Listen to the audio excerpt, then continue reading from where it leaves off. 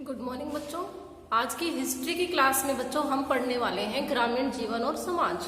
ग्रामीण जीवन देखो बच्चों हमारा वो है, हम उस ग्रामीण जीवन के बारे में पढ़ने वाले हैं इस चैप्टर में जो हमने ब्रिटिशों के साम्राज्य में हमने जिया। ठीक है, कि ब्रिटिशों के टाइम पे हम किस टाइप का हमारा ग्रामीण जीवन था, हमारा समाज कैसा था, हमारी आर्थिक, राजनीतिक, सामाजिक और सांस्कृतिक जीवन पर ब्रिटिशों के आने से हमारे जीवन पर क्या प्रभाव पड़े।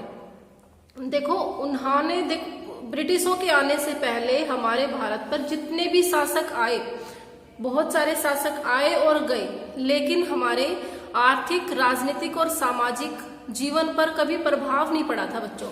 लेकिन ब्रिटिशों ने हमारे पूरे जीवन पर, सामाजिक जीवन, आर्थिक, राजनीतिक और सांस्कृतिक जीवन को बिल्कुल बदल कर रख दिया था। उन्होंने देखो हमारे साथ बहुत सारी हड़प की नीति भी हमारे उसमें की थी, कि हड़प नीति के जिसको उत्तराधिकारी नहीं होता था जिसके राज्य में, उसका पूरा का पूरा राज्य हड़प लेते थे। फिर उन्होंने सबसे पहले सती प्रथा को भी बंद किया था। क्यों किया था हमने पढ़ा भी था पीछे सबसे पहले चैप्टर में। सबसे पहले सती प्रथा को क्यों बंद किया था? क्योंकि वो ये चाहते थे कि वहां पर रह करके उन जो सती, जो विधवा जो औरतें थी, उनसे वो शादी करके अपना जो वंश था उसको आगे बढ़ाने के लिए और वहां पर अपना आधिपत्य जमाने के लिए उन्होंने ऐसा किया था। वो सब कुछ अपने भले के लिए करते। ब्रिटिशर्स जो थे बच्चों वो हमारे आर्थिक और राजनीतिक जीवन का दोहन करते चले गए। देखो हमारे भारत का बहुत बड़ा हिस्सा ऐसा था जो कृषि पर निर्भर था, कृषि करते थे और अपना जीवन यापन चलाते थे। लेकिन भारत में उन्होंने भारत के नागरिकों की हितों की कोई भी इच्छा नहीं रखी, कोई भी सुरक्षा नहीं की, जिसके कारण भारत में भूखमरी फैल गई। ठीक है, भूखमरी फैलने से भारतीयों के जीवन पर बहुत गहरा प्रभाव पड़ा। हालांकि देखो उन्होंने कुछ व्यापारिक और आर्थिक बदलाव भारतीयों के जीवन में लाभप्रद तो हुए, मतलब उनके लिए लाभदायक तो रहे, लेकिन ब्रिटिशों की, मैंने पहले भी बोला कि ब्रिटिशों का ऐसा कोई मोटिव नहीं था कि भारतीयों का विकास हो। ठीक है, उन्होंने अपने अनुरूप वो सारे विकास किए थे, अपने अनुरूप अपने भारत में जो बदलाव किए थे उन्होंने सिर्फ और सिर्फ अपने लिए किए थे। कि उन्होंने, ब्रिटिशों ने। ठीक है, सबसे पहले देखो भारत की हम ब्रिटिशों की जो औपनिवेशिकवादी जो नीतियां हैं उनको पढ़ने से पहले हम भारत के बारे में जानेंगे कि भारत उस टाइम पे कैसा था। तो जैसा कि मैंने बताया कि उस टाइम पे भारत क्या था, अभी भी भारत का बहुत बड़ा हिस्सा किस पर निर्भर है? कृषि पर निर्भर है। तो पहले भी कृषि पर निर्भर था। तो सबसे पहले हम किसके बारे में पढ़ते हैं? कृषि के बारे में पढ़ते हैं। देखिए उस समय भारत के गांवों के लोगों की आवश्यकताएं क्या थी? बहुत ही सीमित थी बच्चों। बहुत ये था कि उनको खाना पीना मिले और खाना पीना उनका होता रहे। वे अपनी आवश्यकताओं के लिए आत्मनिर्भर होते थे और कृषि उत्पादन से उनको इसकी आपूर्ति बखूबी से उनकी आपूर्ति हो जाती थी। उनमें से कुछ वस्तुएं उनको आभूषण, नमक, मसाले, औजार जो थे और बाकी वस्तुएं भी जैसे भोजन, वस्त्र, कृषि उपकरण आदि जो थे गांव के स्रोतों से ही उपलब्ध हो जाती थी। मतलब ये सारी चीजें उनकी कहाँ पूरी हो जाती थी? गांव में ही उनकी वो सारी चीजें, सारी बातें कंप्लीट हो जाती थी। किसानों को जो भूमि जोतते थे वे उसके स्वामी भी होते थे। कब तक? जब तक ब्रिटिशों का राज यहाँ पे नहीं हुआ था। उनके अपने भूमि के स्वामित्व के अधिकार होते थे और वे उन्हें बेदखल भी नहीं किया जा सकता था। लेकिन ब्रिटिश साम्राज्य का जैसे ही उदय हुआ उन्होंने भारत में खलबली मचा दी। मतलब भारत के जो ग्रामीण था, जो कृषि क्षेत्र थे, जो किसान थे, उनका भू राजस्व छीन लिया। उनका जो उसके ऊपर जिस जमीन पे वो भूमि करते थे, कृषि करते थे, उस पर उनका क्या होता था? स्वामित्व होता था। वे वहां के राजा होते थे, वहां के मालिक होते थे। लेकिन भू राजस्व ब्रिटिशों ने छीनने के बाद क्या हुआ कि वो खेती तो करते थे, लेकिन किसके लिए? ब्रिटिशों के लिए। उसके लिए उनको बड़ी मात्रा में टैक्स देना पड़ता था। किसको? ब्रिटिशों को। जो इस कारण किसान नकदी फसलें उगाने को मजबूर हो गए। किस लिए? कि उनको टैक्स देना पड़ता था और टैक्स देने के लिए उनके पास क्या चाहिए था? पैसे अच्छे चाहिए थे, फसल अच्छी होनी चाहिए। ठीक है। नकदी फसल जो थी मुख्यतः जूट, कपास, नील, खसखस आदि थी।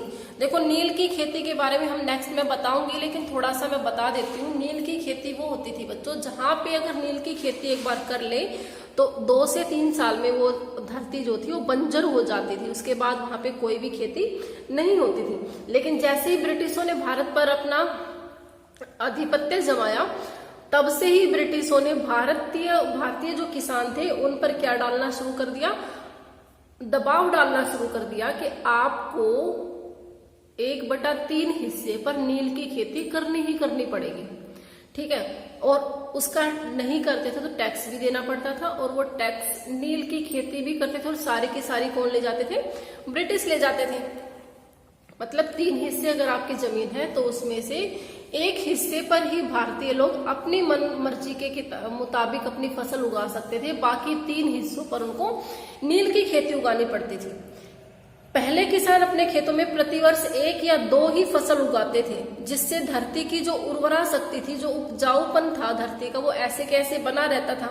लेकिन ब्रिटिश साम्राज्य के शोषण ने भारतीयों को 2 या 3 फसलें उपजाने के लिए, उगाने के लिए मजबूर कर दिया था, जिस कारण धरती की जो उर्वरा शक्ति थी वो क्या हो गई थी, नष्ट हो गई थी। अब है हमारा शिल्प। देखिए शिल्प में क्या था, भारतीय जो किसान थे वो शिल्पकार बहुधा एक ही व्यक्ति होते थे।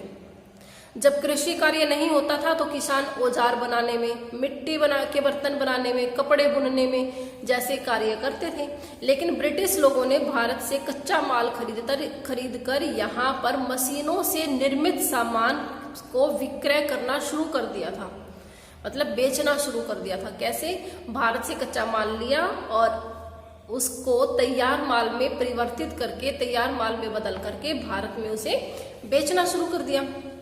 इसलिए वो वस्तुएं क्या थी, सस्ती होती थी और उनकी गुणवत्ता भी अच्छी होती थी, जिसके कारण भारत में निर्मित वस्तुएं इन वस्तुओं से प्रतिस्पर्धा, मतलब कोई भी कंपटीशन नहीं कर पाती थी। अतः किसानों की आर्थिक स्थिति क्या होती चली गई, बहुत ही खराब होती चली गई। ब्रिटिश की जो थी कृषि नीतियां जो थी बच्चों, वो थी, सबसे पहले देखो हम पढ़ते हैं, ब्रिटिश काल में कृषि नीतियों का मुख्य उद्देश्य अधिक से अधिक भू राजस्व वसूल करना था, टैक्स वसूल करना था।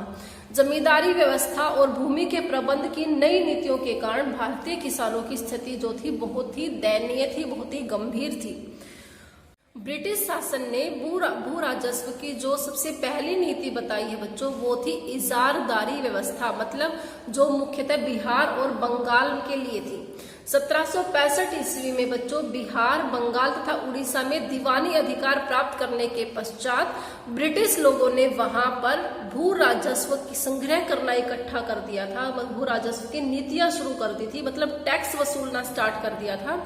इस व्यवस्था में भू राजस्व अधिकारी किसानों से भू राजस्व मतलब टैक्स का संग्रह करते थे। इसमें से वे 10% अपने कमीशन के रूप में काटकर शेष सरकारी खजाने में जमा करवा देते थे। लेकिन वॉरेन हेस्टिंग्स ने इस व्यवस्था में बदलाव कर दिया। उसने क्या किया, जो राजस्व वसूली के लिए बोली प्रथा प्रारंभ कर दी। क्या कर दिया, बोली लगाना शुरू कर दिया। जिसकी बोली सबसे ज्यादा होती थी बच्चों, उसे भू राजस्व वसूली का अधिकार मिलता था, मतलब वही टैक्स वसूलता था। अब अगर वो देखो यहाँ पे है, अगर उसने बोली में अगर वो जीत गया, कोई एक बंदा जीत गया कि मुझे ही टैक्स, जैसे यहाँ पे राजा चुना जाता है वोट के द्वारा, लेकिन वहां पे क्या करते थे, बोली लगाते थे। जो सबसे ऊंची बोली लगाता था उसको ही वहां का टैक्स वसूलने के लिए बोला जाता था। अब अगर वो वहां पे टैक्स वसूलने लगेगा तो वो गवर्नमेंट की थोड़ी सुनेगा, वो क्या करेगा, सबसे पहले अपनी तिजोरी भरेगा।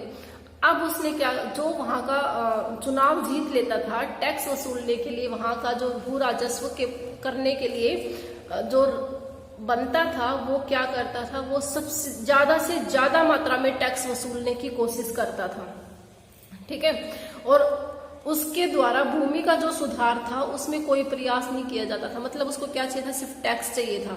जिस कारण किसानों और कृषि योग्य भूमि दोनों की स्थिति जो थी क्या हो गई थी बच्चों, दयनीय हो गई थी, बिल्कुल सोचने लायक हो गई थी। उस टाइम पे देखिए भारत के लोगों के पास सबसे मुख्य जो साधन था वो था कृषि। कृषि के ऊपर ही, कृषि के बलबूते पर ही भारतीय अपना जीवन यापन करते थे। लेकिन उसी को भारतीय अगर उसको उगाए और उसी फसल, अपनी ही फसल का तीसरा हिस्सा, ज्यादा से ज्यादा हिस्सा अगर किसी और को देना पड़े बच्चों, तो बहुत ही दुख देता है। और उसके बावजूद उन्हें भूखा सोना पड़े, मेहनत करें लेकिन फिर भी भूखा सोना पड़े। जो सेकंड नीति थी बच्चों वो थी स्थायी बंदोबस्त। उस ये कहाँ थी? मुख्यतः बंगाल और बिहार में ही थी। जो 1793 में लॉर्ड कॉर्नवालिस ने भू राजस्व हेतु एक नई व्यवस्था शुरू की थी बच्चों, जिसे हम स्थायी बंदोबस्त कहते हैं। क्या कहते हैं? स्थायी बंदोबस्त। इस व्यवस्था का उद्देश्य भू राजस्व के रूप में नियमित आय प्राप्त करना था बच्चों।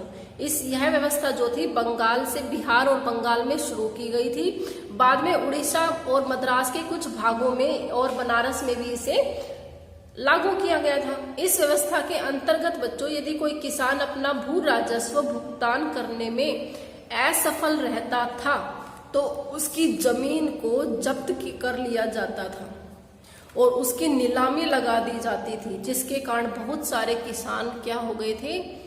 अपनी धरती से वंचित हो गए थे, अपनी भूमि से वंचित हो गए थे, भूमिहीन हो गए थे बच्चों।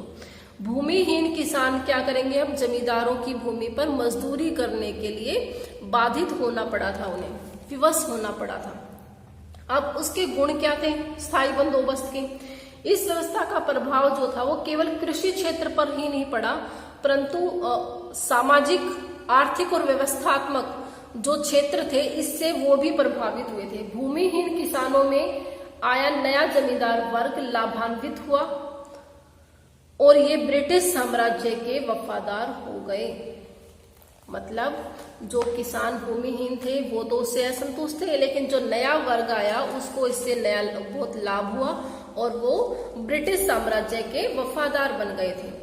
अब था व्यवस्थात्मक दृष्टि से ब्रिटिश साम्राज्य के लिए यह व्यवस्था सुविधाजनक थी, क्योंकि अब उन्हें बहुत अधिक किसानों के स्थान पर कुछ ही जमींदारों से ही व्यवस्था बनवानी होती थी। जमींदार धनी व्यक्ति होते थे, अतः वे अपनी भूमि पर अधिक मजदूर लगाकर ज्यादा उत्पादन प्राप्त कर लेते थे। मतलब जमींदारों के पास पैसा होता था, जो बोलियां वहां पे लगवाते थे उनके लिए क्या होता था? पैसा ज्यादा होता था। अब पैसा ज्यादा है तो वो क्या करते? उनकी एक तो भूमि जमीन हड़प लेते थे। अब जमीन हड़पने के बाद उसको नीलाम भी कर देते।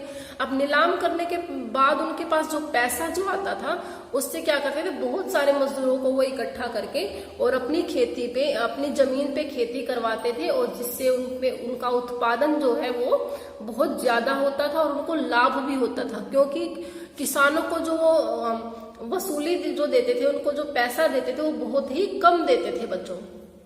ठीक है। और इसके दोष क्या है? भू राजस्व के उच्चाई दरों में किसानों को गांवों के महाजनों से ऋण लेना पड़ता था। अब देखो, जो भू राजस्व जो था उसमें किसानों को ऋण लेना पड़ता था और वो जमींदारों के ऋण के नीचे दबकर ही पूरा जीवन निकाल देते थे, और वो उनसे बहुत ही ज्यादा मात्रा में ब्याज लेते थे, और ब्याज का भुगतान करने में जब वो असमर्थ हो जाते थे बच्चों, तो उनको पूरा जीवन अपना वहीं पे गुजारना होता था। थर्ड है हमारे बच्चों रैयतवाड़ी व्यवस्था। देखो, रैयतवाड़ी व्यवस्था को हम स्थायी बंदोबस्त का उन्नत रूप कहेंगे। इसमें जो टैक्स वसूला जाता था ना बच्चों, वो जमींदारों से वसूला नहीं जाता था, वो उनसे वसूला जाता था जो वहां पे उस जमीन पे कृषि कर रहे हैं, जो उस जमीन पे कृषि कर रहे हैं, जिन्हें हम रैयत कहते थे उस टाइम पे, उनसे वो टैक्स वसूला जाता था। देखो, उनसे टैक्स वसूलने के लाभ भी थे और दोष भी थे। लाभ क्या थे? एक तो जो बिचौलियों का जो माध्यम था, जैसे हमने बताया था पिछले इसमें स्थायी बंदोबस्त में क्या था कि बोली लगा करके बड़े से बड़े मात्रा में वो टैक्स वसूलते थे, जमींदार थे या बिचौलिया जो भी था। लेकिन इसमें क्या थे? वो जमींदार बिचौलिए बीच से हट गए थे। डायरेक्ट टैक्स किसको जमा करवाना होता था? ब्रिटिश सरकार को। अगर जब तक वो ब्रिटिश सरकार को टैक्स जमा करवाते रहते थे तब तक क्या था? तब तक वो अपनी जमीन पर कृषि कर सकते थे। लेकिन जैसे ही वो टैक्स जमा नहीं करवाते थे, उनको फिर से उनकी भूमि से वंचित होना पड़ता था। और ये जो अवधि थी वो 20 से 30 वर्षों तक चली। अब इसके दोष देखिए, भू राजस्व की जो दर थी बच्चों वो कुल उत्पादन का आधा थी, जो बहुत ज्यादा थी। कृषि कार्य बहुधा मानसून पर आधारित था, अतः काश्तकार सदैव वर्षा एवं भू राजस्व अधिकारियों की दया पर निर्भर रहते थे। भारतीय किसानों की आवाज उठाने पर उन्होंने, ब्रिटिशों ने चाल चली थी बच्चों ये रैयतवाड़ी व्यवस्था को लागू करने की, कि देखो अब ना टैक्स आपको डायरेक्ट जमा करवाना पड़ेगा। अब डायरेक्ट जमा करवाना, वही बात आ गई थी जो जमींदार उनसे टैक्स वसूलते थे। जमींदार उनसे ज्यादा से ज्यादा मात्रा में टैक्स वसूलते थे, वो उनकी जमीन का आधे से ज्यादा हिस्सा ही हो जाता था। लेकिन उन्होंने रैयतवाड़ी व्यवस्था को लागू करके बोल दिया कि अब बिचौलिया आपका कुछ नहीं करेगा, आपको जो टैक्स जमा करवाना है वो डायरेक्ट गवर्नमेंट को जमा करवाना है। और उसमें क्या था, वो टैक्स भी दुगना था बच्चों। एक तो उनको बता दिया कि अब आपसे टैक्स डायरेक्ट लिया जाएगा, जिससे बिचौलिया आपकी आपसे ज्यादा टैक्स नहीं ले पाएगा। लेकिन दूसरा उन्होंने क्या किया, टैक्स का जो रेट था वो बढ़ा दिया, टैक्स की जो अमाउंट थी, कर लेने का जो अमाउंट था वो बढ़ा दिया था। बढ़ाने से क्या हुआ, बात तो वही बराबर हो गई, लेकिन किसानों को उन्होंने बहलाना फुसलाना शुरू कर दिया था कि अब आपको बिचौलियों से कोई लेना देना नहीं है। नेक्स्ट थी हमारी बच्चों महालवाड़ी व्यवस्था, जो मुख्यतः पंजाब और पश्चिम मध्य भारत हेतु ये हमारी रही थी। महाल से जो तात्पर्य है वो गांव है, गांवों के एक समूह से होता था। यह पूर्व में चल रही राजस्व व्यवस्थाओं का एक उन्नत रूप था बच्चों। इसमें पूरे महाल को एक इकाई माना जाता था, जिसमें गांव के प्रतिनिधि भू राजस्व का संग्रह करके उसे राजकोष में जमा करते थे। शासन के भू राजस्व की जो दर की समीक्षा थी उसे पुनः निर्धारित करना होता था, अतः शासन के लिए अधिक लाभप्रद व्यवस्था थी। महालवाड़ी व्यवस्था मुख्यतः पश्चिमी उत्तर प्रदेश, दिल्ली, उत्तर पश्चिमी राज्यों, पंजाब एवं मध्य भारत में प्रारंभ की गई थी, शुरू की गई थी बच्चों। देखो आज हमारी क्लास बहुत लंबी चल रही है, हम इस क्लास को ज्यादा लंबी ना करते हुए आज तक का हमारा पार्ट जो है बच्चों हम यहीं तक का पढ़ेंगे। इसको नेक्स्ट जो इसका पार्ट है वो हम नेक्स्ट वीडियो में पढ़ेंगे। तब तक आप इसमें से जितना भी मैंने पढ़ाया है, देखो ऐसा नहीं है कि मैं आपको जो पढ़ा रही हूँ वो सिर्फ आपने सुनना है, अपनी बुक खोल करके साथ साथ उसको पढ़ते चलो। एक बार मैंने पढ़ा दिया, फिर आप उसको अपनी बुक से उतना ही पढ़ करके और उनके क्वेश्चन आंसर पे आप टिक लगाते चले। बुक में ही आप लगा लीजिए कि यहाँ से 1 वर्ड का ये क्वेश्चन निकल सकता है, यहाँ से 1 वर्ड का ये क्वेश्चन निकल सकता है। एक पेज से 10 क्वेश्चन आपने निकालने हैं बच्चों, और वो 10 के 10 आपने कॉपी में करने हैं। इससे आपके 2 फायदे होंगे बच्चों। अगर आपके जब टेस्ट एग्जाम जब होते हैं तब क्या है, जब आपके बीच बीच में से क्वेश्चन आंसर आते हैं, अगर आपने पार्ट पढ़ा है और उसमें से क्वेश्चन आंसर आपने खुद से निकाल लिए हैं, तो क्या होगा, आपको पर समझने में आसानी होगी और आपको वो लेसन याद भी हो जाएगा जब आप खुद से क्वेश्चन बनाएंगे तो। ठीक है, तो मिलते हैं तब तक अपनी नेक्स्ट वीडियो में। तब तक आप अपना ये काम करिए। Goodbye, thank you.